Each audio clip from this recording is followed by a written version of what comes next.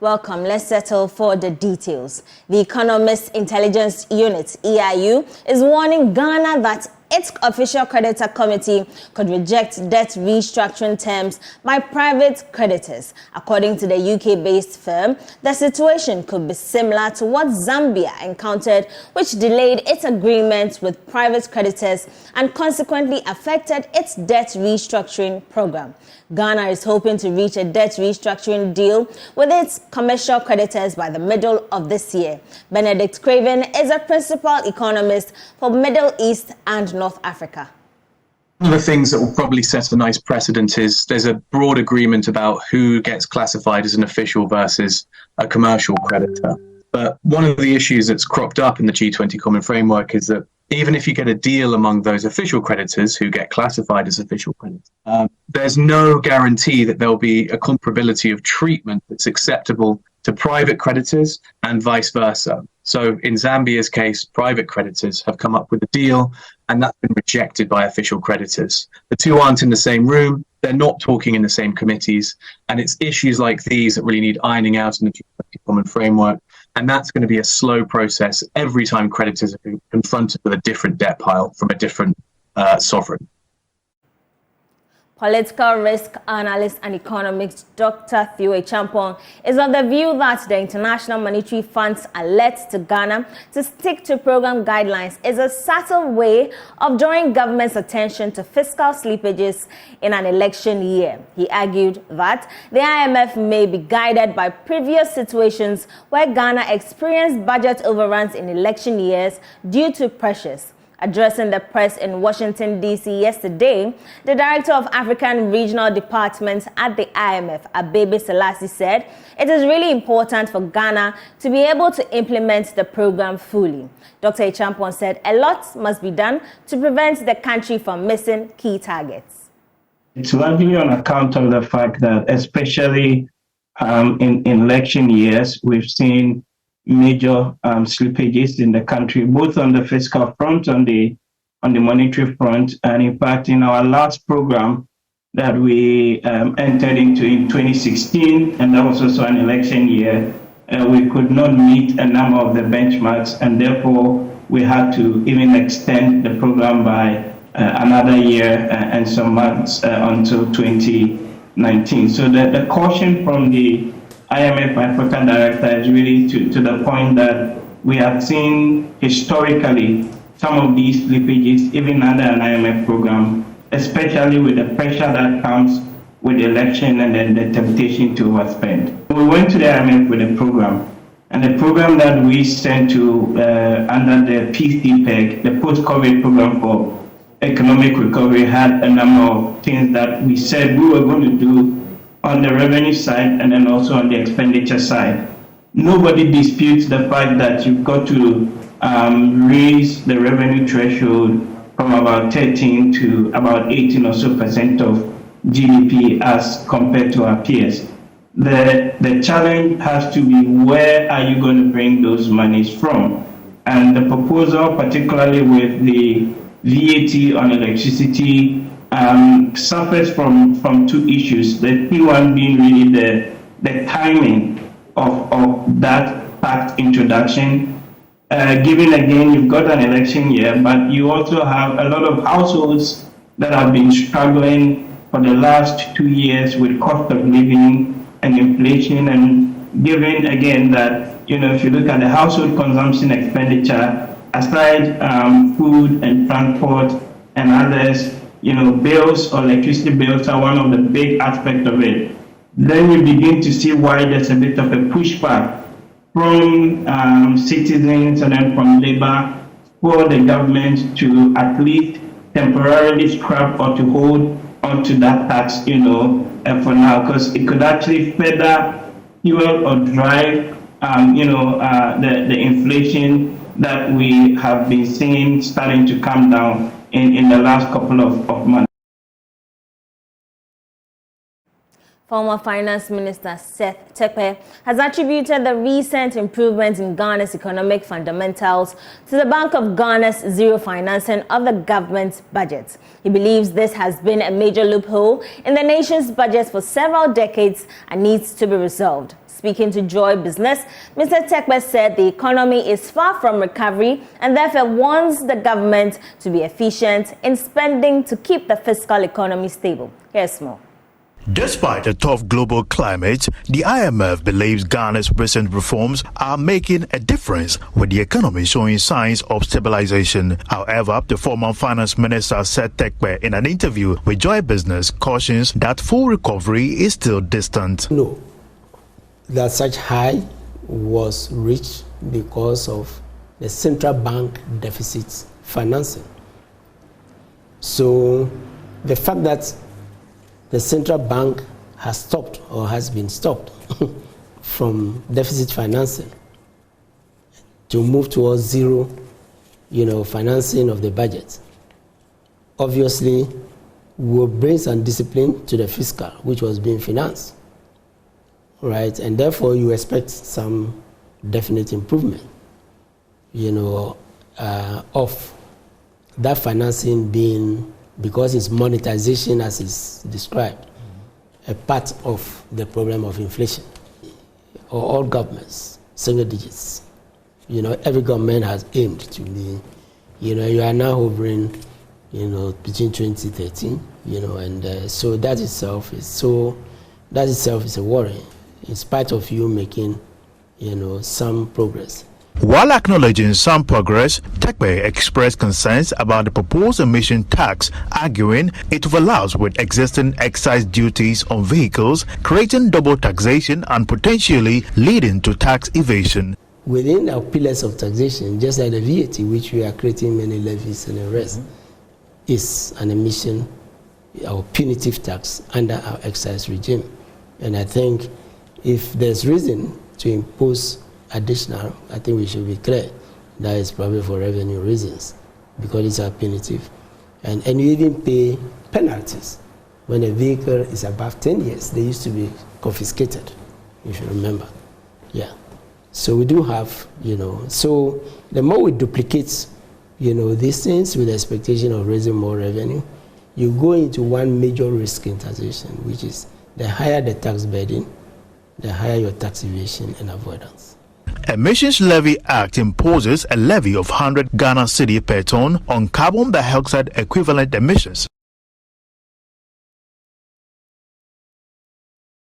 A little longer on the economy, renewed corporate demand pressures saw the cedi losing value to the dollar last week, increasing its year-to-date loss to about 2.5%. This is despite the Bank of Ghana's foreign exchange intervention.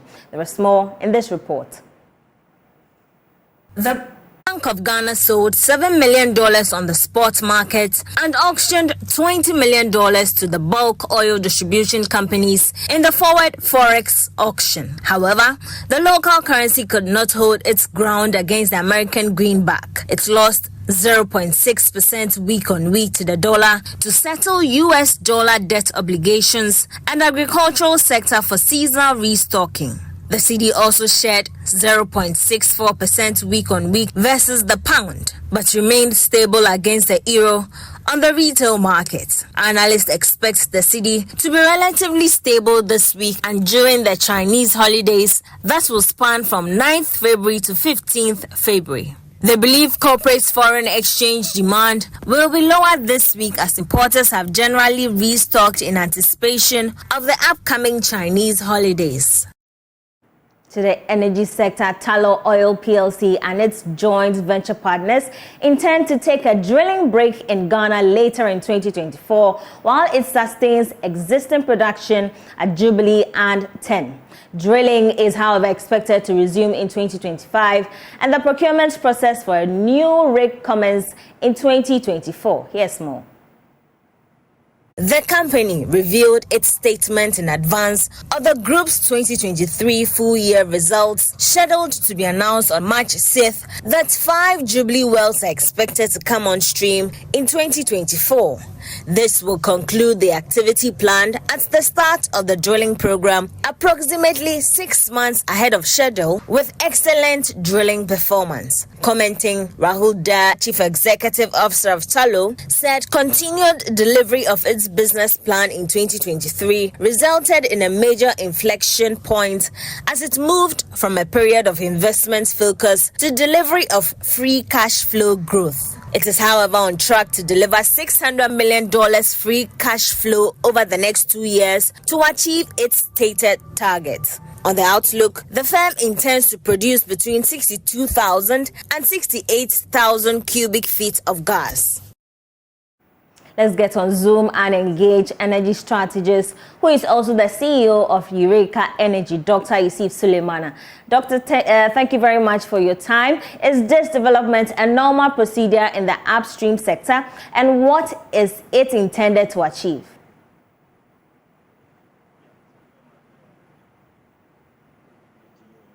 West and Ghana and across the globe. Yeah, so indeed, that's very normal in the industry. Why it's normal is due to the fact that whenever you take a drilling break, you have to re-strategize and come back. And so it is refreshing to notice that, they've indicated that in 2025, they will come back. And Tullow, for instance, if you notice, they've been doing a lot of drilling campaign in the course of the year. And so they always say that too much work without, some rest, I think is sometimes not good. But why sometimes news such as those do send rippling effect in our part of the world is the fact that, if you notice, Tullow has been a key player in the Ghana upstream. And so they have been our major player, contributing more than 80% at least to the total production portfolio. So if such a person is announcing a break in the drilling activity, sometimes people do become worried. But of course, Ghana remains one of Tullow's producing asset. The most producing asset in Tullow portfolio. And the plan they put in place for Ghana is a very robust one. And so I think that it's a strategic break. It's not a break. If this break was as a result of the fact that maybe a technical issue, then that should have been where we have a cause to be worried. But I think it's a strategic break. And the fact that they also mentioned they'll be coming back in 2025, that is highly refreshing. So that is very normal in the industry, to take a break, re-strategize, and come back. Yeah. Could it affect oil production projection for the year, hence also affect revenue forecast? Not at all. I don't think it's going to do that. If I understand, I followed their release, and in recent times I noticed that they have had a drilling program, and that drilling program is supposed to end. So if you look at the plan, the time they're trying to take the break, it is the time that the planned drilling program is supposed to end. And bear in mind, they've churned out about 7 wells, oil producers and water injectors together, and that is so huge.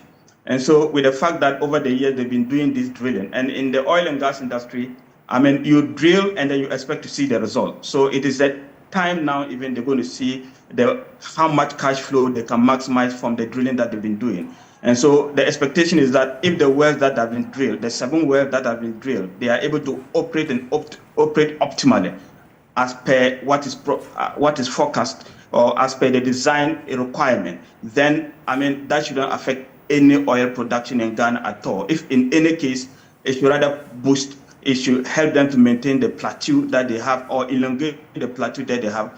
But for it to affect oil production in Ghana, no, I don't think, unless the wells all of a suddenly don't perform as expected. And but as from the data that we are seeing churning out from the wells that have been drilled so far, I think they look promising.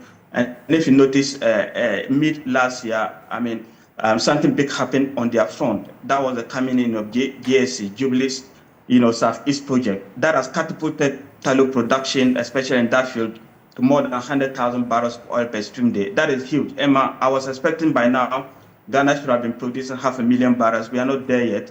But hopefully, with this drilling campaign ongoing and they stay the course and the wells perform as expected, I think we should be coming back to the grand jewel status as forecasted. But whether it will affect production or no, it will not. I don't think it's going to affect oil production in Ghana. Yeah. But how often would you say these exercises occur in the industry? Yeah, so it occurs based on plan. Depending on your capacity. If you are able to drill, if you have a portfolio that you can drill throughout the year, and I would have been expecting that as a player within the industry, I would have been expecting that Tullow shouldn't take a break. They should keep drilling, at this moment in time to churn out oil. Because I'm saying that because this is a time that oil is, the upstream is booming. Albert, we still have some challenges in terms of, some of the geopolitical influences that are trickling within the upstream. But then we still have oil production. Oil being sold around $80 per barrel. It's still below 80 a little bit, but it's normal within the industry. So I will say that that should have been the time for them to continue drilling. But like I mentioned, I think it's as per their program. And the fact that they want to come back in 2025, I think it's a good thing to do, especially if they want to strategize. The understanding is that they want to renegotiate and have some rigs coming back.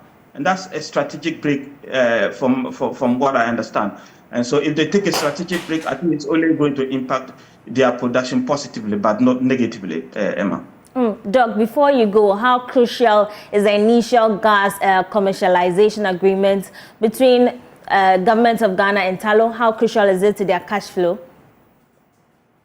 Yeah, so I think it's huge for both parties. I'm saying that because our understanding is that it's going to deliver an additional cash flow of about $30 million, to Tullow. And then on the other part of on our part, Ghana for sure, we have something called foundation gas that had gotten finished, where Tullow was delivering gas to Ghana for free.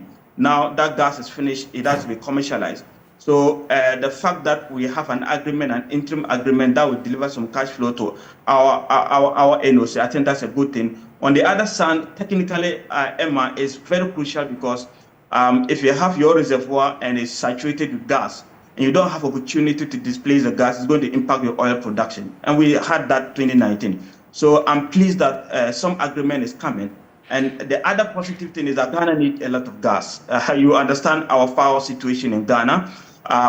We need gas, more gas within the stream. And so the fact that we have potential, we can have multiple gas streams coming to the stream to show up our power generation, I think it's a win-win situation for both Ghana and then the IOC. And then the fact that it's going to add more revenue to Tullow. Remember, any revenue that is added to Tullow, it will increase the amount of tax they are going to pay at the end of the day to the government of Ghana. So all in all, if you look at it from both sides, I think it's a positive development for the host nation Ghana and then for the IOC Tullow in this case, and as well as the partners. Thank you very much, Doc. Dr. Yusuf Sulemana is an energy strategist and CEO of Eureka Energy. You're still watching Business Life with me, Emma Davis. We'll take a quick break. We'll be right back. Welcome. Thanks for staying. The Public Interest and Accountability Committee, PIAC, is appealing to the public to develop interest in the management of petroleum resources in the country. According to the committee, this will help in finding a lasting solution to the anticipated resource curse which many oil-producing countries are experiencing. Speaking at the launch of the Citizens version of PIAC report in Accra, chairperson of the committee, Professor Elizabeth Shandorf, urged members of the public to study its report and ask critical questions. Here's more. The Citizens version is part of efforts to provide citizens with relevant information on how petroleum revenues have been managed and utilized in a simplified manner. The Citizens version is very comprehensive and provides all the information captured in PIAC's statutory reports using infographics. Chairperson of the Public Interest and Accountability Committee, PIAC, Professor Elizabeth Adefio Shandorf, urged citizens to take critical interest in discussions concerning the management of Ghana's petroleum resources. The media, the citizens, any person of interest can download the information from the site. So I will encourage you all, the media and the distinguished ladies and gentlemen who are here, to visit PIAC website to study more about the management and use of petroleum resources, and then critique it, ask questions, start dialogue, which others will also join. And if you have any issues or questions to PIAC, you can also post it there, and we can get the dialogue going. Former chairman of PIAC, Dr. Steve Mantell, applauded the efforts of the committee in developing the report, but asked for further analysis on key issues to give a better understanding of the sector. That the committee could do us a bit more favor going forward by providing a bit more context in terms of what the data disclosed in this report. This report means. For instance, you observe from the report that from 2019 to 2022, petroleum production has been on decline. What this means, not many of us can tell, but it could be that from 2019 to 2022, it could be the result of COVID-19 pandemic and its disruption to global supply chains, which affected oil production. But it could also be as a result of energy transition and the lack of investments globally into fossil fuel projects. The launch of the Citizens Report is to promote transparency and accountability in the industry. The Ministry of Environment, Science, Technology and Innovation says it is introducing a legislation for an extended producer responsibility scheme to guide the production of recyclable plastics in the country. According to the Sector Minister, Dr. Kwekwe Friye, the legislation will compel industries to produce plastics that are recyclable to ensure the sustainability of the environment. He spoke at a media launch by Guinness Ghana Limited to introduce its new clear plastic bottles. Ghana's leading beverage business, Guinness Ghana, has announced it has moved the refreshing and vitamin-boosted malt drink Malta Guinness from a brown plastic bottle to a clear bottle. The company also indicated that its non-alcoholic drink Alvaro is moving from a green plastic bottle to a clear plastic bottle. Speaking at the launch, the Minister of Environment, Science, Technology and Innovation, Dr. Kwekwe Friye, commended Guinness Ghana for leading the charge towards a more sustainable environment, adding that government is introducing a legislation to compel other companies to use recyclable plastic. MESTI is drafting legislation for extended producer responsibility schemes. Yeah, this is part of it. But we are saying that this will compel companies that introduce plastic packaging products into a market to assume responsibility for the collection and recycling of the plastic waste. Guinness should not be troubled. You are in hand in gloves with MESTI. It's not good to go and then pass legislation for fanfare and enforcement and be running down industries. No, we will take our time, but at each time we will make sure that industry complies. In addition to the efforts, as a member of Guinness Ghana Breweries has taken significant steps to manage one of our pillars. And one of their pillars is their 10-year global program to help create a more inclusive, sustainable world. And this is their Society 2030 Spirit of Progress project, which is aimed at tackling plastic waste and pollution.